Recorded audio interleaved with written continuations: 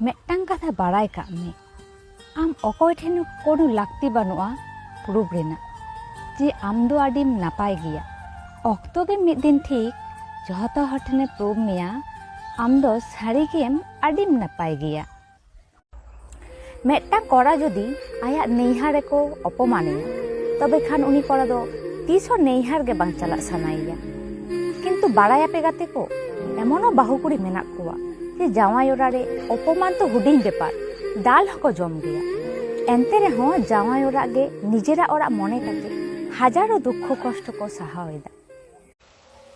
मिट्टांग खरदा हर उन दिन धाबी गे लाठी साबाय जतो दिन आय निजेते बाय ताराम दाड़ेआय मेनखान जे हिलो गे उनी निजेते ताराम दाड़ेआय उन हिलो गे पोइलो उना लाठी गे दोहो गिरी काय इनेते गाते को नोआ गे वास्तव दुख दिन रे जहायम गड़ो आया उनिया सुख दिन सेटल लेखान आमगे लहाय हिरिंग मियाय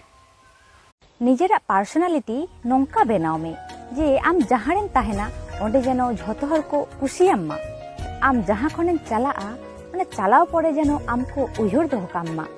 और जहारेम चलाक काना जेनो पोइलो खन गे आमको तांगी काम मा